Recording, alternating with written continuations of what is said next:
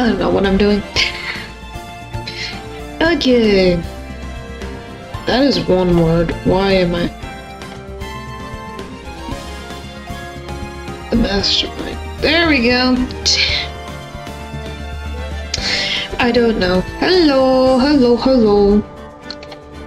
I'm doing good.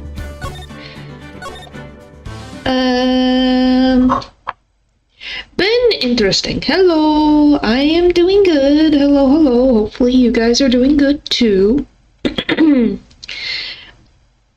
So she doesn't know what she's doing.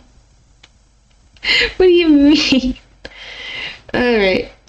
That we learned a great deal of things here so far. Let me put that sentence over so we move on to the next thing. Okay, I do have sound. I was gonna like, please tell me I have sound. What do you think, Nick? I didn't think it was possible to get so thoroughly whipped in 20 minutes. Clearly there was sufficient motive for murder. He stole data for his wife, and he killed to protect his secret. A family man who cared just a little too much. He said you didn't know what you were doing. Yeah, I just don't know. I know I said that, but I think that was the delay was the thing that makes it, was the thing before I hit start. Like, start stream to see it over even if when you're lost. Well, thank you. This motive is clear. Let's move on. Ugh. What happened at the crime scene at 1 in the morning, Mr. Delight? Come on now, tell us. We're all ears. When you're lost, oh boy. At the CEO's office. When I entered the office, there was a suspicious shadow there. Wonder who that was. Couldn't possibly be someone we know. Suddenly I was hit on the forehead. After that, I remember being a bit dazed. If I hadn't been wearing that, I would have been killed. When I came to, Mr. Bullard was lying there dead. I see. Taco for you. It's Taco Tuesday. Well, thank you. Thank you. See, suddenly hit on the forehead, huh? I believe the detective from yesterday provided similar testimony. He said that Mastermind struck him on the head from behind. Of course, since Atme turned out to be the culprit himself, that was all a lie. Huh. No one's going to believe a pathetic lie like that. What are you saying? I really was attacked. We'll find out if what you say is true or not during the cross-examination. Got that, Mr. Trey? Don't go easy just because he's your client. If I see any signs that you are, I'll treat you to another special cup of goodness. If I see any signs that you are, I'll treat you to another cup of my special blend. You don't need to worry about that, Mr. Godot. Have faith in Ron. I know he didn't do it. I'm gonna say... You're gonna look at this guy and you're gonna say, yes, he committed the crime. And I think you're crazy. He can't even stick up to his own wife about her money expenses, let alone someone else. Office, there was a suspicious shadow there. It was a suspicious shadow. If there was 1,000 of me, even if one knew, I'd tell you, trust me. It's dodging all of your questions. It's not helping us with this case. Okay, then how was the victim, Mr. Bullard, at the time? What do you mean by how was he? Was he already dead? Was he still alive? Maybe he was the one who hit you in the first place? That's a good question. What do you think, Mr. Wright? Forget it. I was hit on the forehead. After that, I remember being a bit dazed. Your forehead? Yes, I was hit on the forehead as soon as I entered the room. It was an amazingly fast and powerful attack. Do you remember anything about who hit you? Well, like I said, it was a fast and powerful hit. So I think I was a little dazed for a while. I don't think Mr. Light even grasped what you were asking. Yeah, I'd like to show him a faster, powerful attack myself. Maybe that would knock some sense back into him. If I hadn't been wearing that, I would have been killed. So they hit you with they had to have hit with something really hard, man.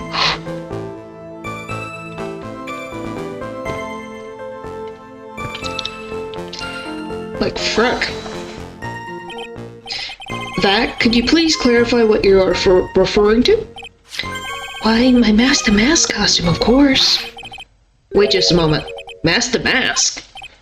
Huh? Oh, did I forget to mention it before? Just to be on the safe side, I dressed as Master Mask. And then I descended upon the office of the CEO of KB Security. What? Nick, did you know about this? You never told me this. I don't recall him ever mentioning it to me either. I'll steer Kleinstone, Nick. Or Phoenix. It's weird to call you Nick. Even I didn't know that. Seems our little friend really loves to keep secrets. I'm sorry, I just never had a chance to mention it up until now. Wait. That's not right. You know how sometimes things just slip your mind? Oh, my 6th cup of coffee staring up at me coldly. At any rate, we can't ignore this new piece of information. Witness, please correct your testimony. I'd have been killed if I hadn't been wearing my Master Mask costume. Okay. Why were you dressed up as Master Mask? Why, because I'm Master Mask, of course. What are you talking about? Master Mask's trial is being held next door. Yes, I guess so. Anyway, at the time, I thought I was being blackmailed over the Master Mask issue. So I thought I should go as him just to be safe. Oh boy. Let me tell you, it's a real pain to move around with that cape. That's why it took a lot longer than I expected. Took a lot longer? What is he talking about? Press harder. What do you mean by took a lot longer? Oh, opening the safe, of course. My cape got caught on the safe door, you see. This all happened when I was hiding Mr. Biller's body. What was that? Back up a second. Yes? You were the one that hid the body in the safe? Well, yeah. Inconceivable! I just think of, what was his name? Lemonhead? Something like that. Why? Just why? What reason could you have? What were you thinking? I don't think he was. Question. When does someone toss their dirty shorts in the washing machine? What? The answer is simple. When they take them off. As usual, I have no idea what you're saying. Do you mean that Mr. Delight hit the body because he's the murderer? Hello! Hello, hello, hello, hello. Welcome, welcome, welcome. Oh, so you're not as stupid as you look. His metaphor this time was really obscure. Mr. Wright, you don't mean that you knew about this whole safe business, do you? Well, yes. Why am I the only one not on the loop here? Witness, make sure you add this to the testimony. Yes, sir. Uh-oh, looks like a storm front is moving in over the fair weather judge. Panic and hit the body in the safe. It took about 10 minutes. That is an unspeakable amount of time.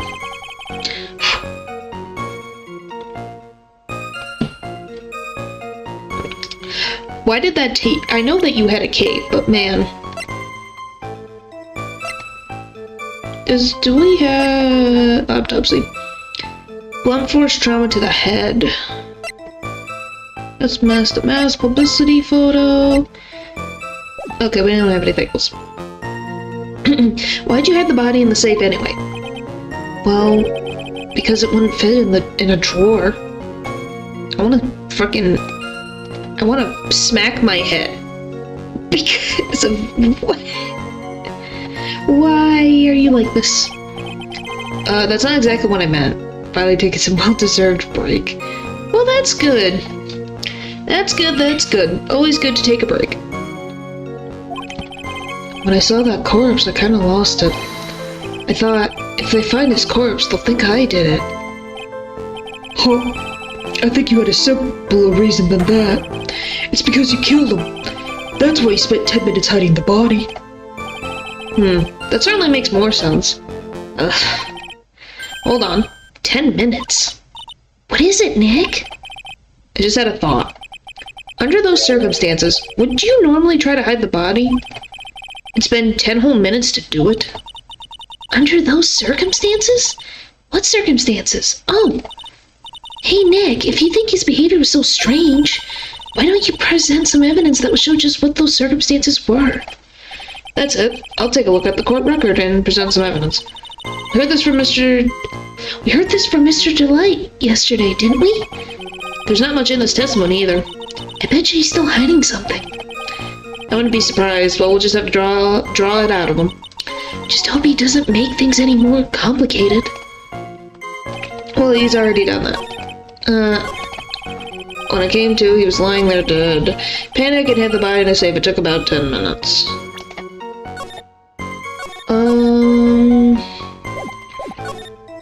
Not back.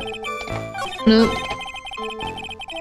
It took about 10 minutes. 1 a.m. When did they meet at? Okay, come to KB Security at 1 a.m. on the 5th. Okay, so that matches to that. Warehouse Karen went off at 1 a.m. 1 a.m. around the crime. At 1 a.m. Found at the crime scene. Oh, these are the artifacts. Buzzer went off once at...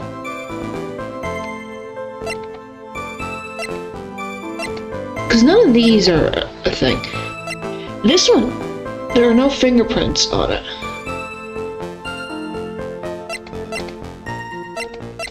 It took about 10 minutes. What does it want me to... I'm trying to gauge what this wants from me. It panicked, so it wouldn't take that long.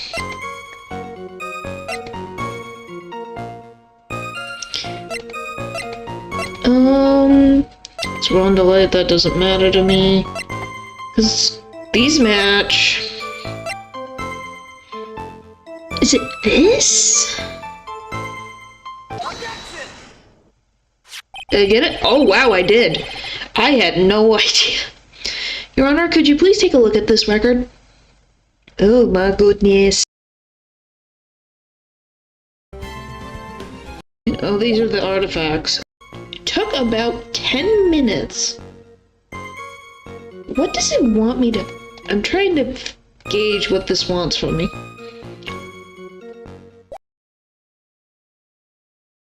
Okay. I can't believe I got that correct. I'm going to be very honest with you. That kind of blew my mind.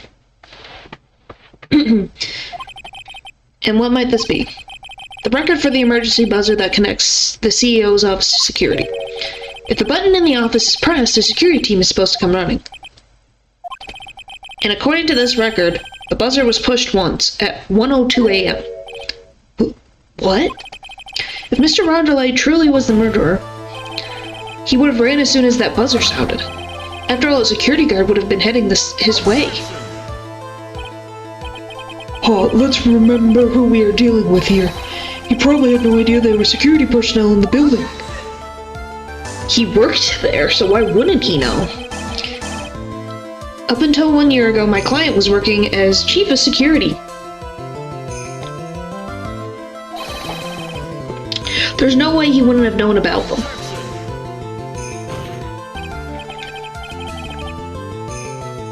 Being lucky, that's a rare moment. Yep, I got lucky. I got very lucky with that. It was just like, I am not sure if that would be the correct answer. I'm just like, something has to fit. I don't know what, but something had to fit into the scheme of things. Because I didn't even have to look at a guide for that. Haha. But as it turns out, the guard never came. That was nothing more than a coincidence. The fact that the guard was a pathetic loser who had just gotten punched in the face by his ex's new boyfriend wasn't anywhere in the vicinity was not something Mr. Rondelite could have known. Again, remember who we're dealing with here. It's a sure bet that Mr. Light didn't even notice the buzzer going off. The buzzer is extremely loud. There is no way he could have ignored something like that. If he had been conscious, that is. Conscious? What do you mean by that? Oh. Fine, let's hear your theory. Recall the defendant's testimony. The moment he entered the victim's office, someone attacked him. Mr. Delight said he felt dazed. I'm willing to wager that he was knocked unconscious for at least a few minutes. Why did he have to see my... I don't know. I think because Larry has caused Phoenix a lot of issues and problems. Maybe that's why, you know, when they were kids. Whoops, sorry, that was like when Larry stole a kid's lunch money and Phoenix was accused of it. He's had to help Larry out with some other things. Him flirting with every woman that he comes encountered with. Calling Phoenix a ladies' man. I don't know. What else? I think that's about it. I'm willing to wager that he was knocked unconscious for at least a few minutes. Conscious? So he fainted? That's why Mr. Light didn't know that the buzzer had sounded. And that's why he thought he had time to hide the body. So what are you trying to say? Mr. Light was knocked out, and the buzzer went off soon afterwards. Now, unless my client was able to hit the buzzer while he was unconscious, it only means that there was another person in that room. That's right, whoever it was, they knocked out Rhonda Light and then pressed the buzzer. Order in the court. Mr. Wright, this is... sounds like a average man. What's the problem? What do you mean? An average man? Okay, if that's how you see it.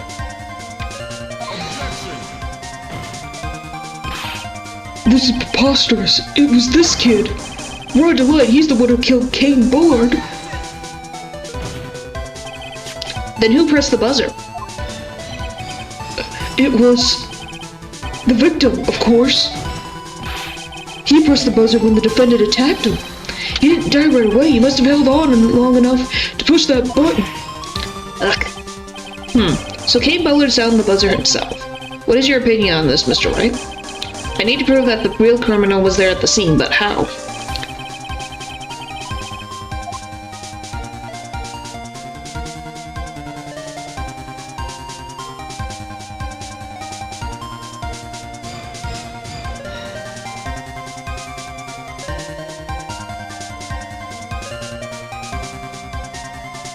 Goodness.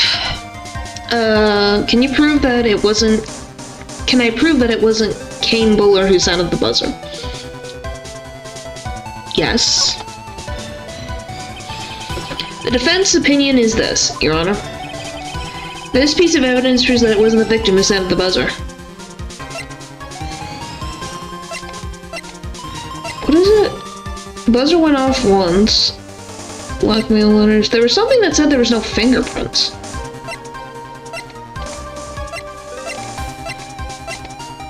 Ever heard of there are two types of people in the world? No, but I would hope connected to the basement there are no fingerprints. There we go. I believe this is the piece of incontrovertible evidence you were looking for. The emergency buzzer? Is there some kind of clue on it? Absolutely not. Hey, come on now. At least give us some thought to what you say before opening your mouth. The fact that there are absolutely no clues is itself the clue. Now I'm the one who's clueless. This button has no fingerprints on it. If Mr. Bullard had really pressed it himself, naturally he would have left his fingerprints behind. And you can see on the photo, he has no gloves on.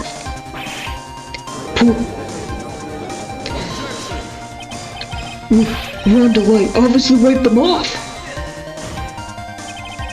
Why would he? The guard could have come in at any moment. He touched that button. I know he did.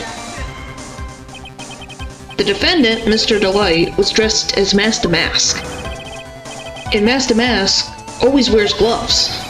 What reason could he have possibly had to wipe the button free of fingerprints? True. Why would he need to wipe away his presence if he already was hiding his fingerprints anyways? Order. Huh. It would seem I've been forced to eat crow. Wonder what blend number crow flavored coffee is. However, if the real killer was there at the scene, why would that person press the emergency buzzer? Shouldn't they have run away without putting themselves in extra danger? What's with this awkward silence all of a sudden? Oh, looks like you're fresh out of parlor tricks. They're on to you, Nick. Just give me a minute to collect my thoughts. The real culprit killed Mr. Bullard at around 1 a.m. And Mr. Light just happened to waltz in when the murder was taking place, right? The killer clobbered Mr. Light and then sounded the buzzer. Even though the security was supposed to spawn right away if the buzzer was pressed. Security was supposed to respond? Interesting. Why would they? Because they were trying to get someone caught.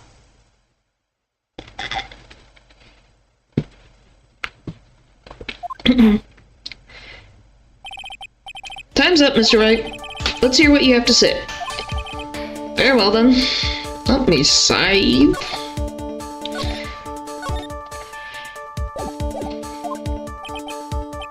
Oh ho, you got some guts. I like that in an opponent. Why did the real killer sound the emergency buzzer? They didn't mean to call a security guard. The killer knew that if they pressed the button, a guard would come running. And that's exactly what they wanted. Do you mean to say the killer called the guard on purpose? Yes. Although, as it turned out, he never showed up. Because he was getting his clock cleaned at the time. Because I'm the other one, not the average.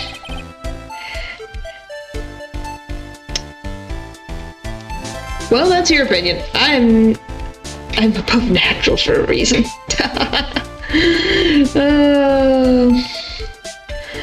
So that's where your name came from? Well, that's just a perfect fit, ain't it?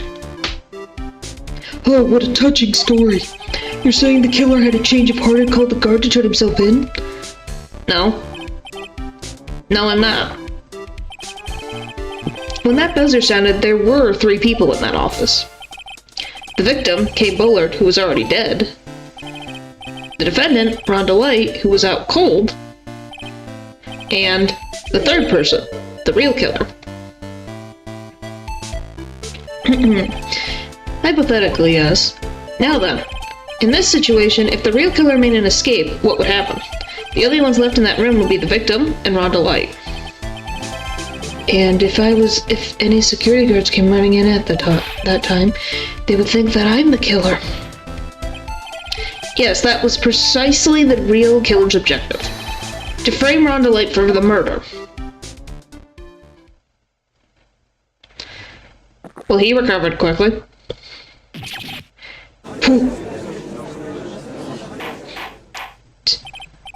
Order. Goodness. Oh, it would seem I've been made to eat my words once again. Actually, you've been made to do a spit take with a cup of coffee. Mr. Wright, who was it? Who was it that tried to frame me? Wait a second. I'm the one and only Master Mask, so... Nick, you mean the real killer is... Going to drag that person in here right now.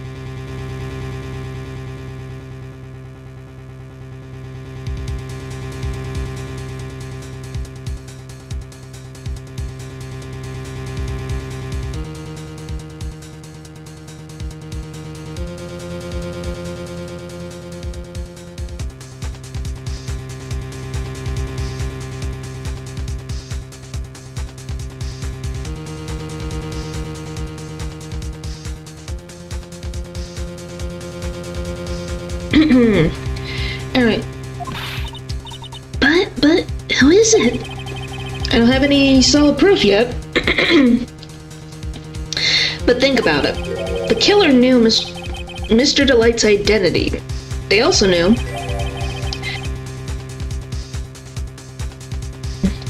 that he had been called to KB security that night. So the killer used him to execute a well-crafted plan to murder Kane Billard. Now then, let's hear your accusation, Mr. Wright. Who was it that framed Mr. Ron Delight for the murder of Kane Billard?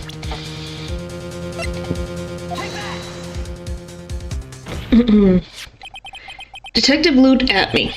He's the one who could have done it. Ace Detective. Luke at me? You mean Master Mouse did it?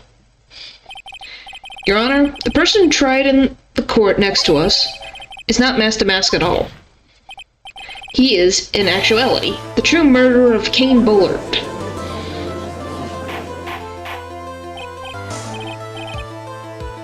I have many questions how this is going to culminate into everything.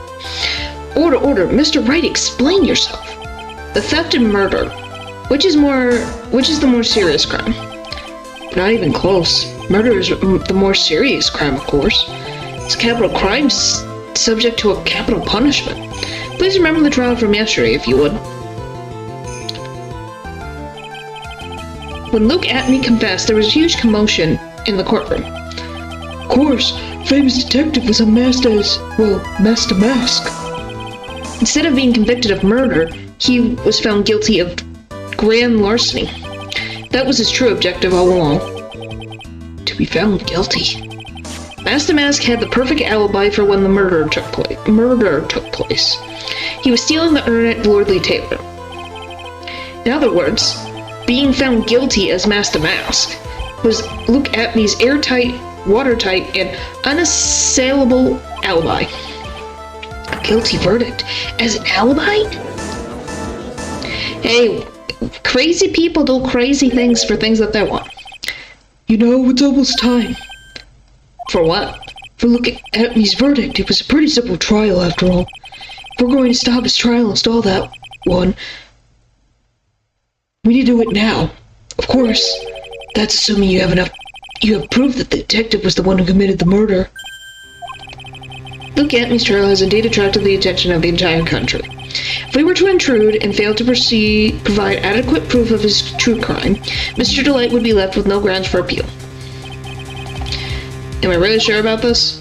Oh, I bet only good. I bet's only good when your life's the ante? Mr. Wright, I believe in you. Mr. Delight. So please, I'm begging you. Thanks, but my decision will determine the rest of your life. Can I really risk your life with this? Phoenix. What was that? Don't stray, Phoenix. For your client, take the path of trust. That voice, it sounds like Mia. Your Honor, the defense requests an immediate recess. Oh, so that's your answer, huh? Very well, I've decided as well. This court will now take a 20-minute recess. Mr. Wright, when we return, please summon Mr. Luke Atmey to the stand. Yes, Your Honor. Woo! A October 14th, 11:58 a.m. District Court, courtroom number 5. It's Winston Payne. Well, Sir Detective Atme. I have to say, Mr. Payne, you performed splendidly. Oh no, Sir Detective Atme, you were the one who... That's enough. This court sees no reason to further prolong this trial. This court finds the defendant Luke Atme. That's the brother or something. Wait. Don't hand down your verdict yet, please. Well, Sir Lawyer, welcome to my courtroom. Who's this hoser, huh? My name is Phoenix Wright, attorney at law, and I wish to file an accusation against this man, Luke Atme. Accusation? You accuse Master Mask? That man is not Master Mask. He's just a ruthless murderer. What? He's sweating bullets. To be continued right now.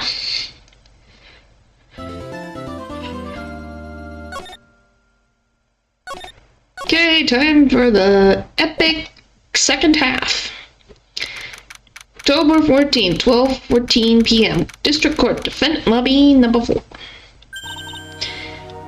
My sis? I could have sworn I heard Mia's voice. So then she's still alive? Inside your heart? Nicky boy. Oh, Miss Delight. Is it true that the detective is the real killer? To be honest, we don't have any definitive proof, but he's the only one who could have done it. But wasn't he at Loathley Taylor that night? Not to mention, we don't exactly know his motive. I mean, why would Detective Atme want to kill Kane Bullard? It's almost time to... Better get back in the courtroom. I need to find some solid proof. It's gonna happen sooner rather than later. Well, apparently we have all the items available to make it happen. Okay, 12:21 p.m. District Court, courtroom number 6. Now then, this court is back in session. Mr. Luke Atme, please take the stand.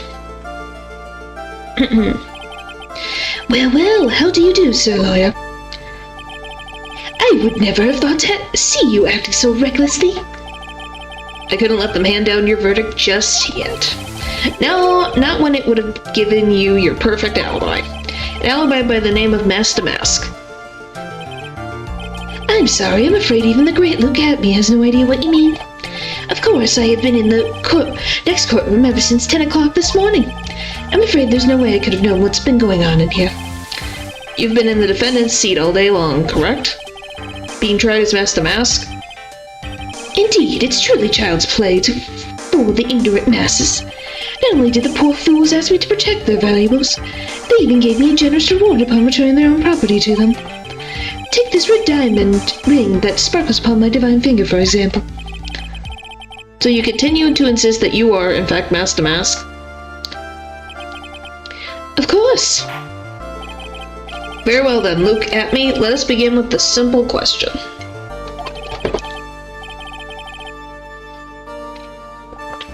On October 12th at 1 a.m., Kane Bullard was murdered. Where were you at that time? One without knowledge lacks even the knowledge that he should be ashamed of himself. But don't worry, I will not hold it against you, Sir Judge. Thanks. Alright, Mr. Atme, the night of the murder, speak. We're all ears. As you wish, Sir Prosecutor. Sir Prosecutor. Ugh. Alibi. I was stealing the urn as Master Mask just as I announced I would. I had more than enough time to prepare. It was a pathetically easy job. The photograph contains no words, but in this case one turned out to be my witness. The time at which the camera captured Master Mask was the same time as the murder.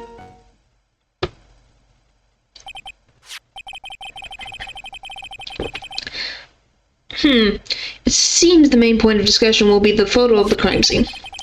Everything else up until now was all part of his plan. There has to be a secret to this picture as well. Well, the statue's not there. Even the great Master Mask cannot be in two places at once. Now then, if you'll excuse me, I have a verdict to receive. Hello, hello, hello. Welcome, welcome, welcome. We're just finishing case... This is case 2. I think this is case 2.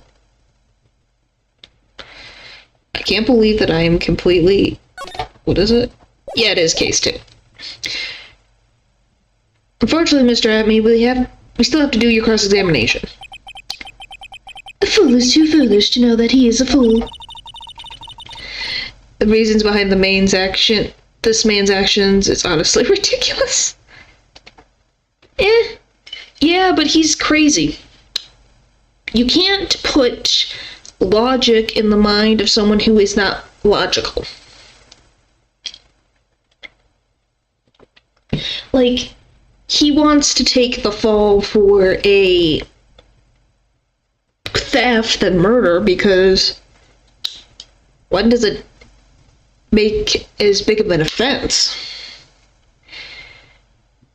Obviously, I don't know what particularly about Kane Bullard makes him not wanted him dead, but who knows? I think he's trying to say that you're full of it, Nick.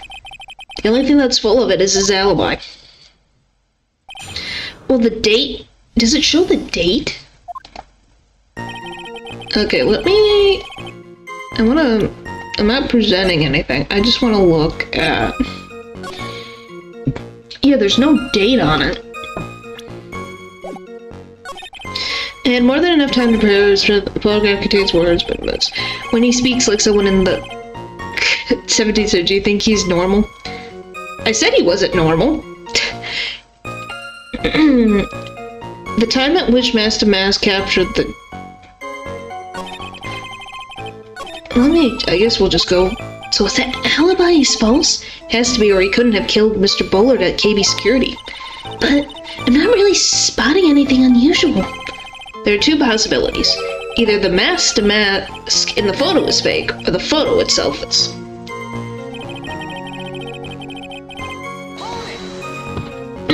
But yeah, who knows? It's kind of weird. So this photograph is the proof, correct? Indeed it is. And the man in the photo is certainly wearing a mask. That's why I'm called Master Mask. But conveniently, this also means that there's no way to tell who it really is. Like, look at him. You can't tell me he's not from London in the 17th century. I'm not disagreeing with you.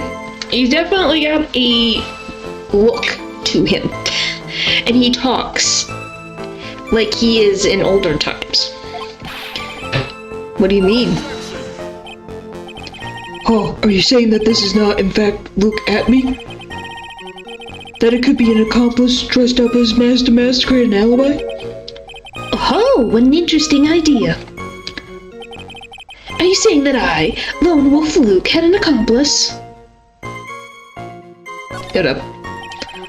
If Luke Atme was at KB Security during the murder, then the Master Mask in this picture had to be a fake. Then there really was an accomplice. But right now, I have no idea who it was.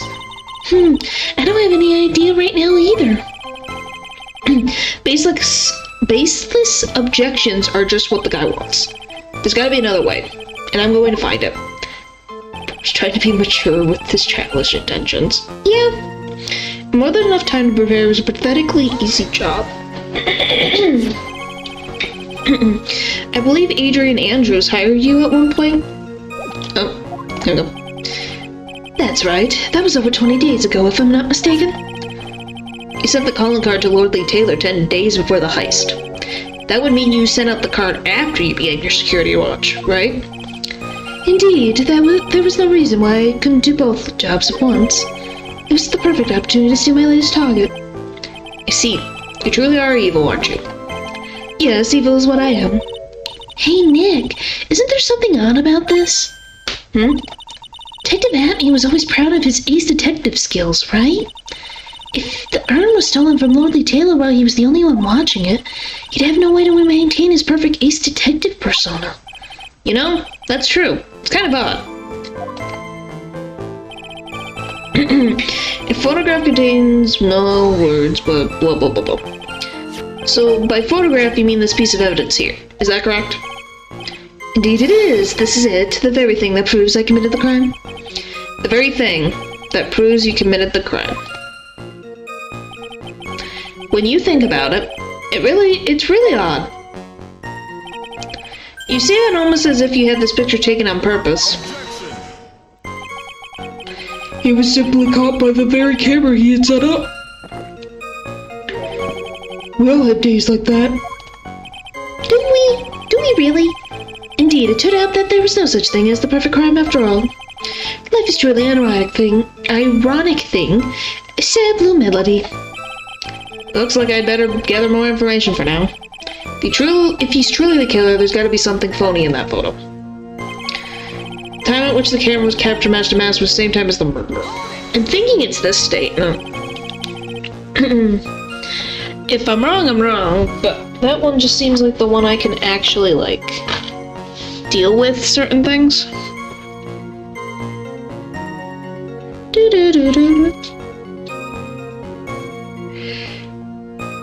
About the camera that took this photograph. Oh, come now, it's all too clear what you're thinking. Huh? You think I altered the timestamp on the photograph, don't you? I'm afraid that's impossible. The camera was set up by Lordly Taylor, and on top of that, it was Lordly Taylor's staff that printed that picture's data. Fortunately for the defense, there's no way that picture could have been altered. I see. Looks like I better find something else that could be suspicious. Huh.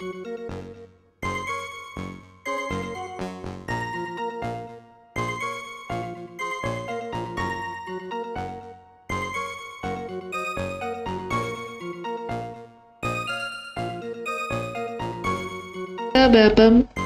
Ba-dum-bum.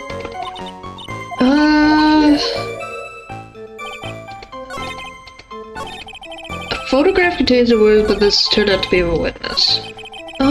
So I'm assuming it's this statement. But what I need to do, I do not know.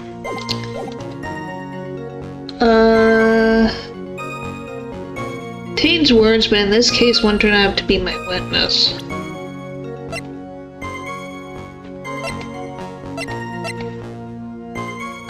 Like, there's no date. That's the thing that is weirding me out about it.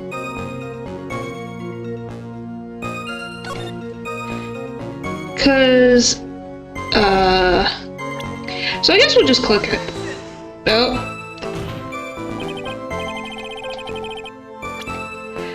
I don't know, I was trying. Trying. Contains no... Okay, let me just listen to this again. Indeed, the very thing that proves I committed the crime.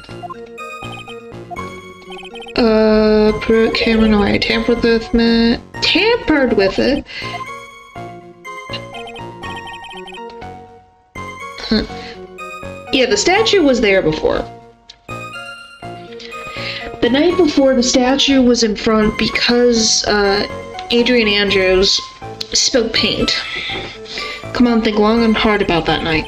The basement warehouse in this picture that supposedly captures it. It's got to be here. Isn't there something funny about this picture? Okay, so I had to click it again. You bet there is. Are you implying that this picture is fake? You bet I am. There's definitely something strange about this picture. We took a look around the basement warehouse that night before the theft took place, and there's something in the photo that doesn't match my memory of that night. But yeah, the statue is missing because it wasn't moved until the night of. Very well, let's hear what you have to say. What about this photograph do you find funny?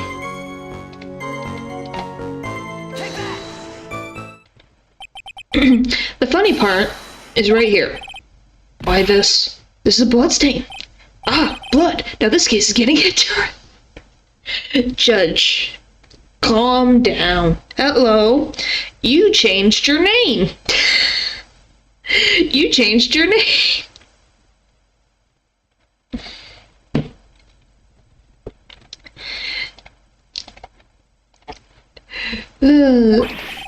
Which conveniently came at the time when the judge said blood. I'm doing good. I'm doing good. Just working through the second case. Says, when did you get that title? I'm assuming just now. Not exactly. This stain is actually pink paint. Oh, just paint. Peach colored at that.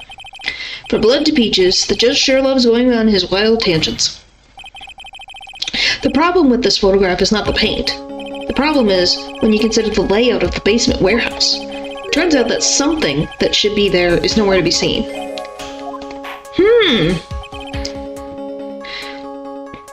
I also think it's funny that you like using the freaking cat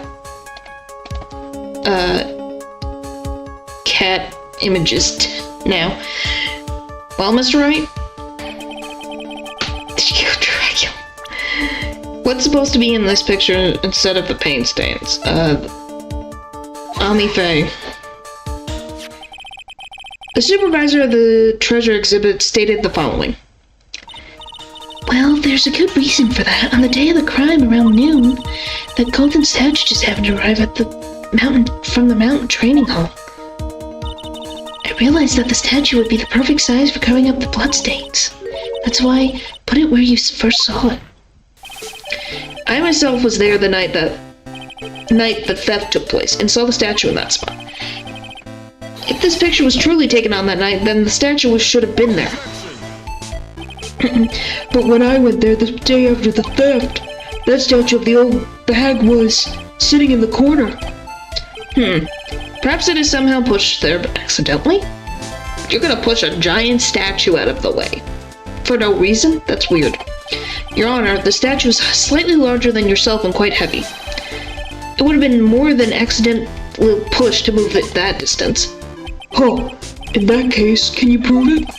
Can you give us the rhyme and reason as to why that statue was moved that night?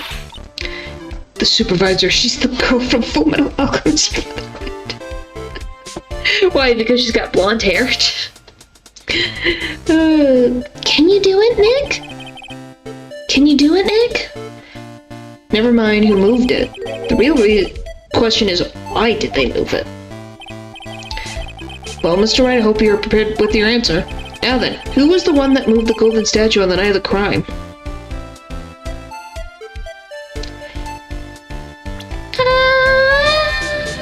I think it's Adrian. I think it's Adrian.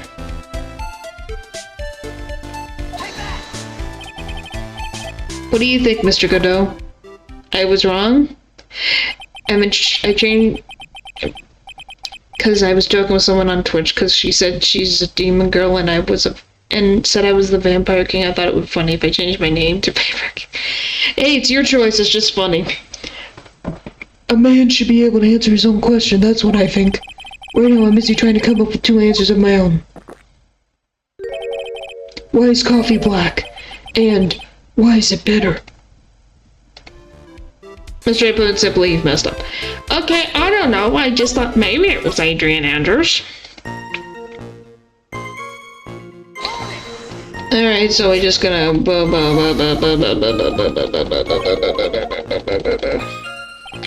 Create a new title. You bet there is. Alright, so we'll go through this.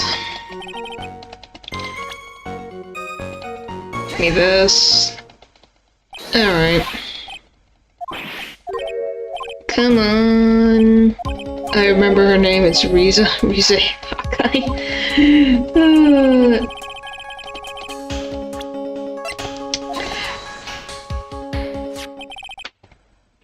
Okay, I can kind of see it now. I can kind of see it. They both just really like having their hair put up out of the way.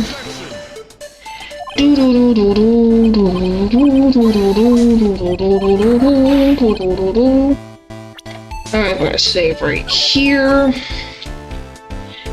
would move it? Like, why would they move it? If it's not Adrian, who was the one that moved the golden statue on the night of the crime?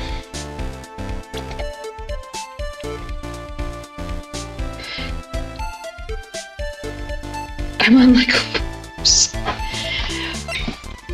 Well, hopefully you get to sleep better tonight. Or, I don't know what time of day it is for you, but hopefully you get more sleep. You watch Full Metal. Kind of. I watched a little bit of it. I just know what she looks like. I know what the characters look like. Oh, buddy, hold my beer. Oh boy. Why would they move it? Who would move it? Now then, who was the one that moved the golden statue on the night of the crime? Would it be Luke at me?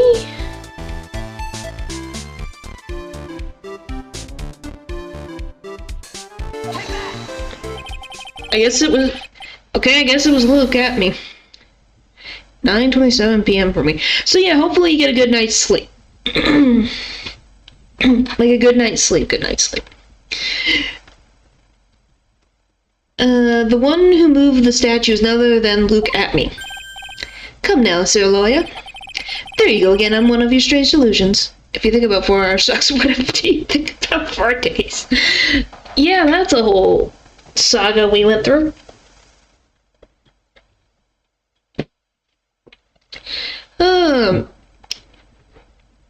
Someone who has experienced not sleeping, and someone who is now learning that. Goodness.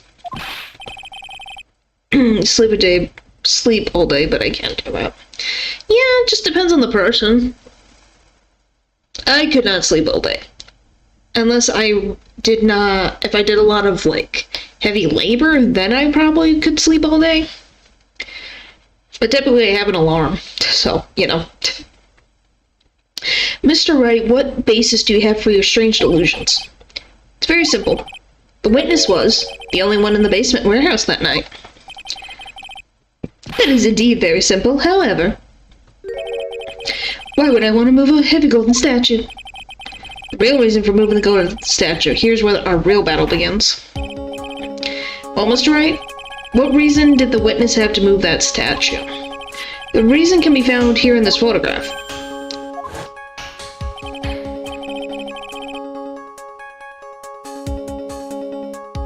Look at me, you pretended to be Master Mask, to create an alibi by showing you were at Lordly Taylor that night. But this photograph contains a single fatal flaw. The box. If the statue had been there, your lie would have been exposed like a cheap film of a drugstore. And that is why you had to move the statue. Single fatal flaw. Interesting theory. Please enlighten us. Just where in this picture does the lie exist? I'm assuming the box. The lie is Master Mask. Are you saying this Master Mask is a fake? Huh. You know, I really wish you would start acting more responsibly. Huh? The current question is, why was the golden statue moved? So what possible connection could there be with Master Mask's identity? Oh buggers. It says oh buggers written all over it. That's a penalty for... Wait, I thought I was clicking the box! That guy kind of looks like Gojo. Well, he was before... I guess you could kind of see... Yeah, it's the comparison. They don't have the... Gojo has blue eyes. Godot doesn't have blue eyes. Because I know what his eyes look like, so he doesn't have blue eyes. I know that. I thought I could say the box. So it's in the picture. It's at the time? When did she get... I guess... Does it specify when she got there? Moved again that night. Carried into the basement the day of the crime. Moved again that night. I know he don't got blue eyes.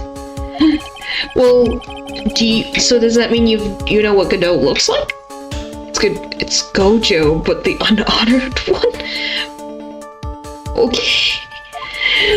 Alrighty. To create an alibi were you at Lovely Taylor that night. But this photograph contains a single fatal flaw. If the statue had been there, your lie would have been exposed. Did Kim... Wait, it happened the night of the crime.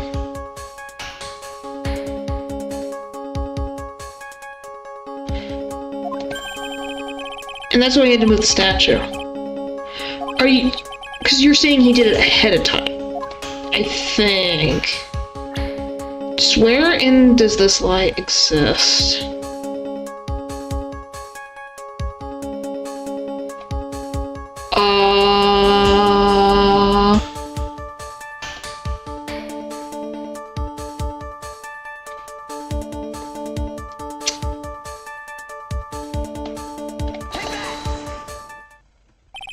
Apparently that was the reverments. I need to work on. Okay. After the lie in this photograph is a timestamp. What do you mean? I'll tell you exactly what I mean. On the night in question, Look at Me went to KB Security and murdered Kane Billard. Therefore, it's obvious. It would have been impossible for him to be at Lord Taylor at this time. But what does that have to do with the statue being moved? Remember, if you will, Your Honor, when was the statue placed beside the warehouse door? The substance in that picture looks so out of context. Well, because it's a black and white photo. Remember, it's a black and white photo. So the security camera only captures black and white images. So something that is a lighter color is going to look white instead of like black or gray. So, okay, we're gonna stop there. Goodness.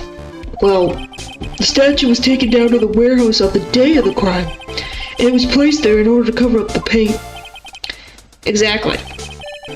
Look at Me had already decided on the time when he was going to kill the victim. So, in order to create an alibi for that time, he took this picture days before the murder took place. What the? Of course, the statue hadn't yet been brought down to the basement warehouse yet. Oh. So on the day of the crime, Mr. Atme must have been quite nervous. As nervous as a long-tailed cat in a rocking chair in a factory, so to speak. Why? Because something that wasn't supposed to be there had been brought down and placed where it wasn't supposed to be. And is why Luke Atme had to move the statue on the night of the murder. He had to make the room match with the way it had been in his photo.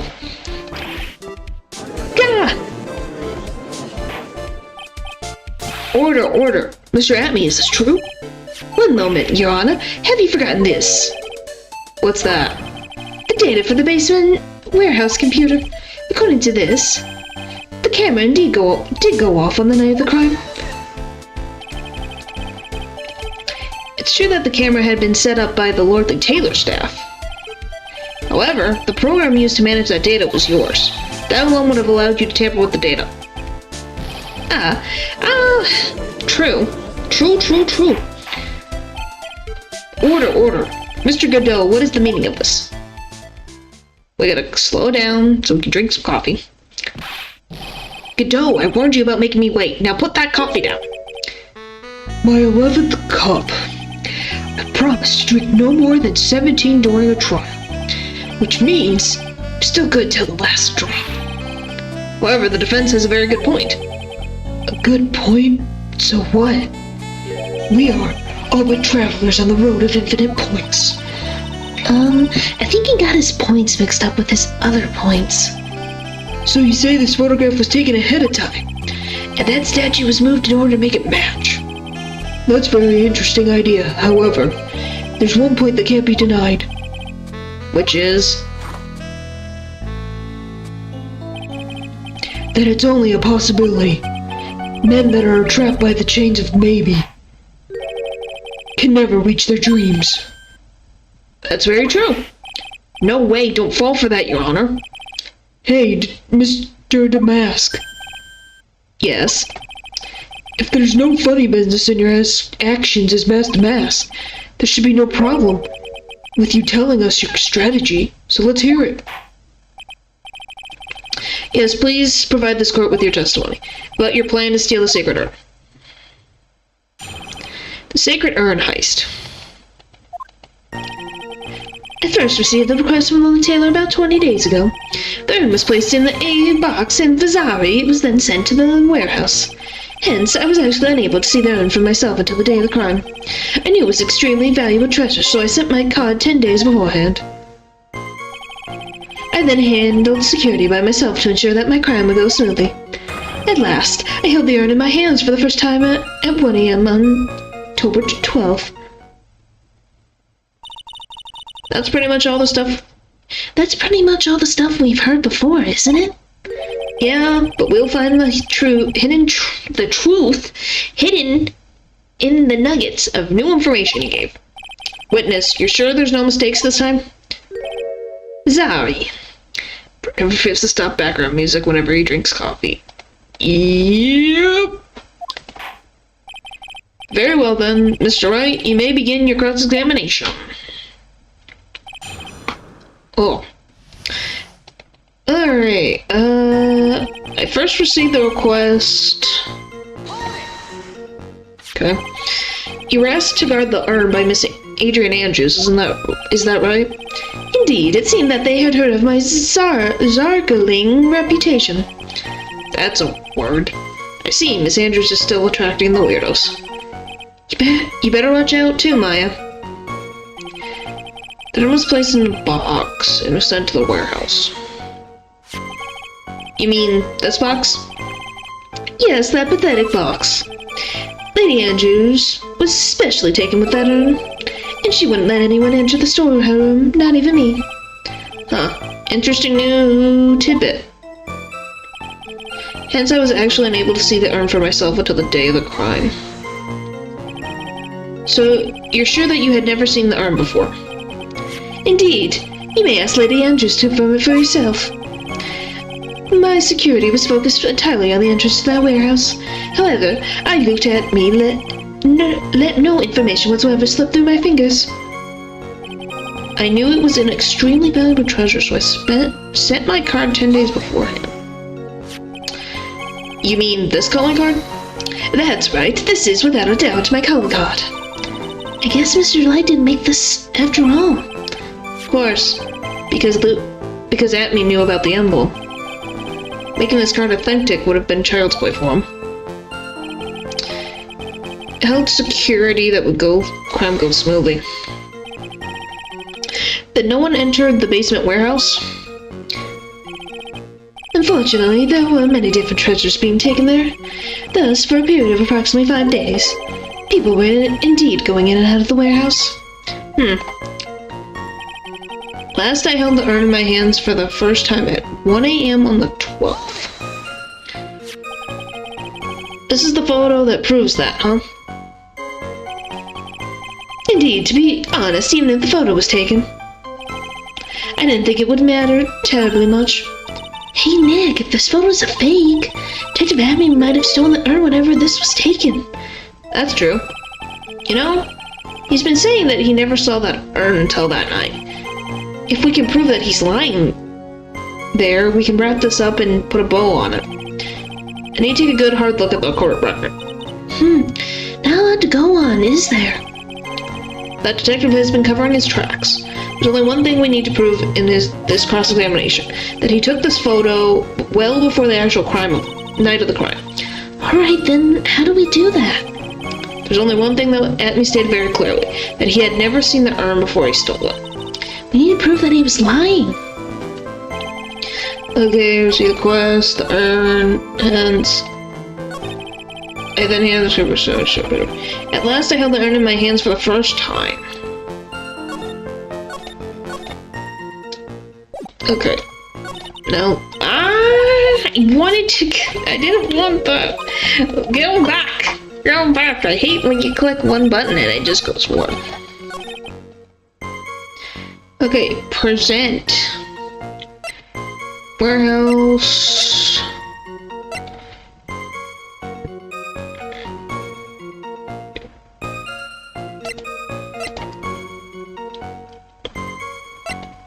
A wooden box that had a secret urn on it had pink stains. That had the secret urn, it has pink stains, and then the urn broken and repaired by Adrian 2 weeks ago, then replaced in its box, kept out of sight.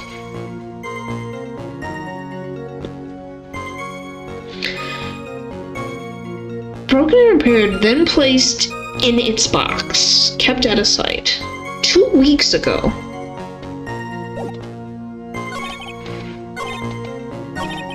Hence, I was actually at first up till the day. The urn was placed in its box area. It was then sent to the warehouse. I first received the crystal letter to them about 20 days ago. So that's more than 2 weeks. About 2 weeks. It was placed, then it was sent to the warehouse. Hence, I was actually unable to see the urn for myself until the day of the crime. A wooden box. I'm going to assume do I click the urn? No. I was like, do I click the urn? So how do I prove that he has... At last I have learned my fans for the first time.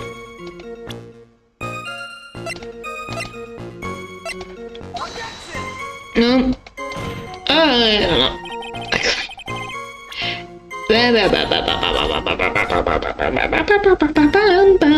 Okay.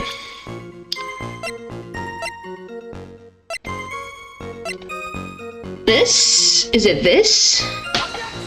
No. Okay.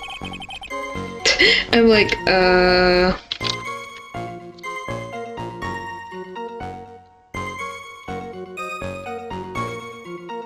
like, I'm getting something, but it's kind of like, huh? What do you want from me, specifically?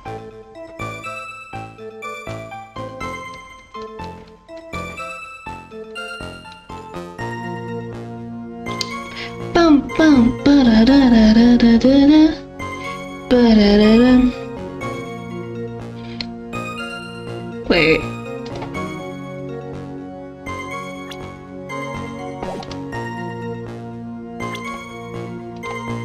Wait, okay. So I looked to get a hint, because it looks like your mentality for today is unstable.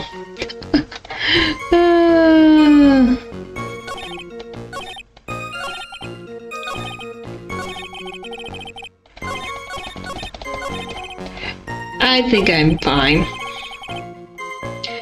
Alright, so because I had to look, I will be coming to the purloin the most priceless work of art on display in your Treasures of Korean exhibit. Take good care of the speckled urn, won't you?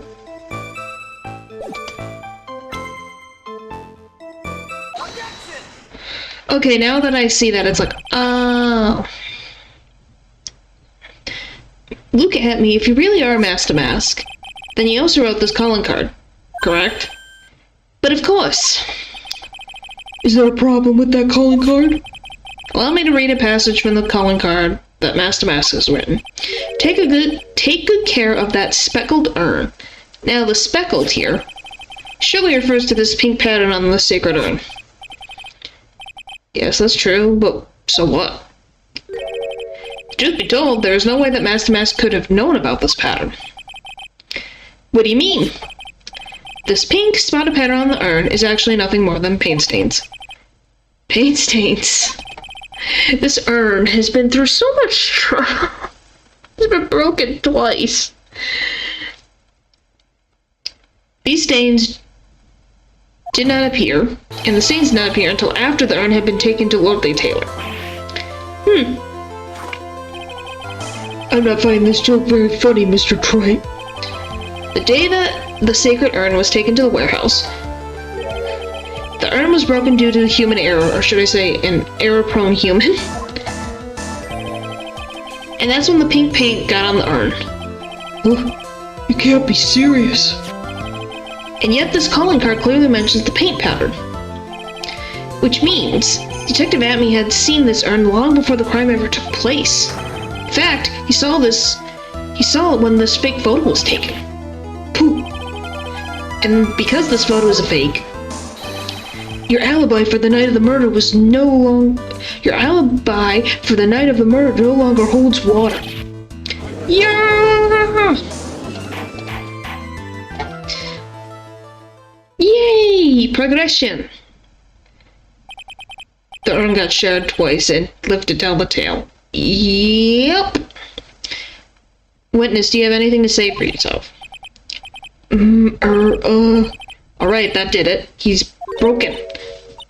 Nick, I think it's still a little early for a victory pose. Huh? Well, Godot's not down and out, so we got more to do. Huh. So sad. No one has any conviction these days. Conviction, you say? Yesterday, we all decided unanimously that this man was Master Mask, and now we're calling him a murderer. You don't think we're being a tad fickle? That's a good point. No way. Don't fall for that too, Your Honor.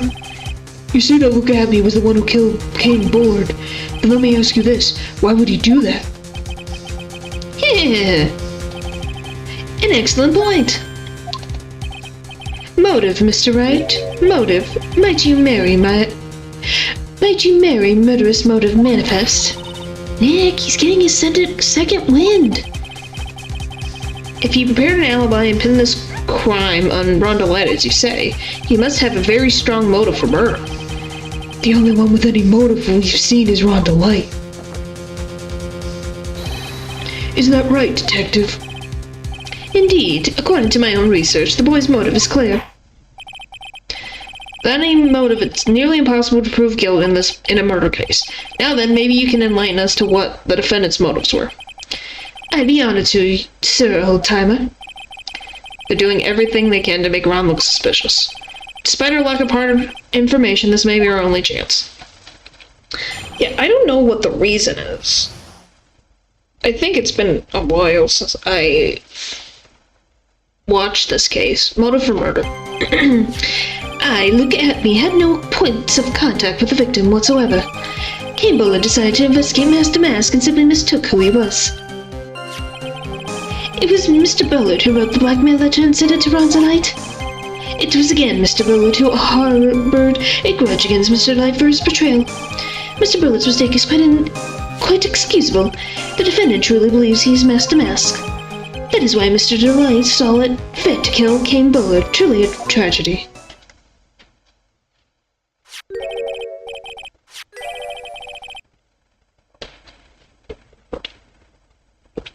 So the victim, Kane Bullard, blackmailed the defendant?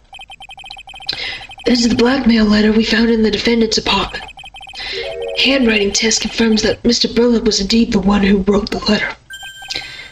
What? Blackmail letter updated in the court record. Okay, so Bullard did write it. Good to know. Very well, Mr. Wright, begin your cross-examination. Motive for cross-examination. I had no point of contact with the victim whatsoever. I'm just gonna look, right? First heist, Rondelette.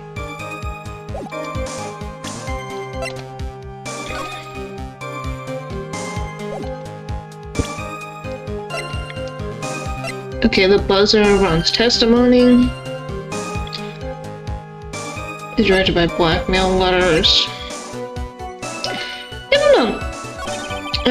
Decided to investigate Master Mask and simply mistook for you who he was.